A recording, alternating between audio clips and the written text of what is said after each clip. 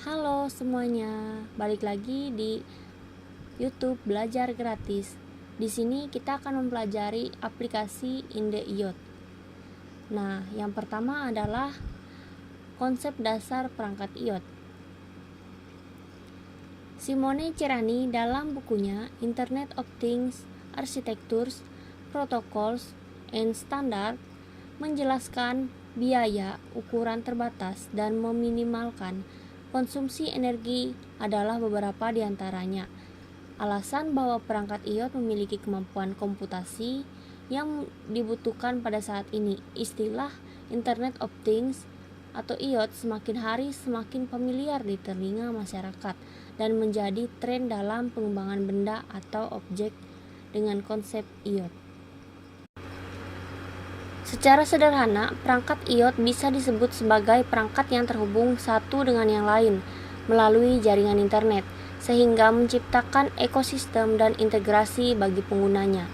Salah satu contoh perangkat IoT yang cukup booming adalah sistem smart home, di mana penghuni bisa mengontrol seluruh perabotan rumah lewat ponsel yang terhubung di jaringan internet. Hal ini memungkinkan karena perabotan di rumah juga bisa dan sudah dilengkapi dengan kemampuan untuk terhubung ke dalam jaringan internet, dan itu berkat konsep IoT. Menurut Kevin Ashton tahun 2019, definisi IoT berdasarkan penyataannya adalah alat dengan dukungan kemampuan internet, di mana alat tersebut memiliki potensi untuk mengubah sebuah dunia. Nah, selanjutnya ada teknologi computing. Teknologi cloud computing ya. Teknologi ini berbasis cloud yang menjamur di dunia, juga di Indonesia, menjadi salah satu instrumen besar yang bermain di era ekonomi disruptif belakangan ini. Banyaknya keunggulan yang diberikan teknologi ini kepada penggunanya menjadikan perusahaan-perusahaan besar seperti Microsoft, Adobe, IBM, dan lainnya turut mengembangkan solusi berbasis cloud. Dalam bahasa Indonesia, cloud computing diartikan sebagai komputasi awan, yakni panduan teknologi yang memanfaatkan komputer atau komputas dan computing, dan pengembangan berbasis internet. Dalam hal tersebut disebut awan atau cloud. Kemudian yang selanjutnya ada the Web of Things. Salah satu pendekatan dalam rancangan yang dibawa ke IoT adalah idenya bahwa itu harus dibangun dengan cara yang mirip dengan internet. Ada beberapa alasan untuk menggunakan pendekatan berbasis web di IoT.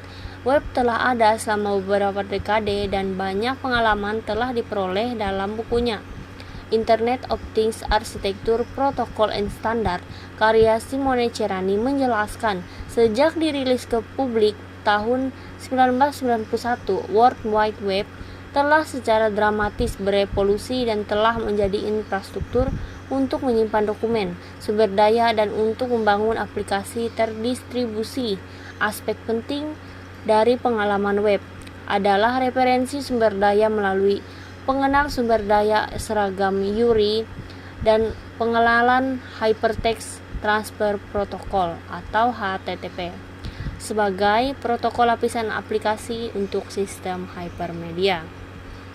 Kemudian yang keempat, dalam studi kasus aplikasi IndeIOT, dalam contoh studi kasus terkait dengan aplikasi IoT adalah kota cerdas, di mana dalam sebuah kota cerdas menyediakan cara cerdas untuk mengelola komponen seperti transportasi, kesehatan, energi, rumah, dan bangunan, serta lingkungan.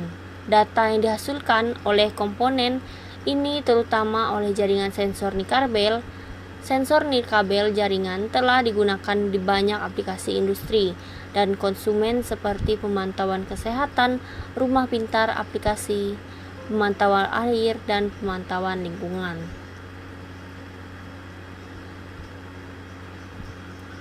Kemudian ada IoT Hardware Development Platforms. Perangkat keras IoT memiliki banyak fitur yang membuatnya cocok untuk mendesain dan membuat prototipe perangkat IoT. Namun, bagian ini hanya mempertimbangkan beberapa fitur paling penting dari platform ini, yaitu pemrosesan dan kapasitas memori atau penyimpanan, serta konsumsi daya, ukuran dan biaya, serta sistem operasi atau OS dan perangkat keras dan platform pemrograman. Mungkin itu saja yang bisa saya sampaikan dan menjelaskan kepada kalian semua. Kalau ada pertanyaan seputar IoT atau Internet of Things, kalian bisa komen di bawah atau chat admin jika kalian belum mengerti. Terima kasih.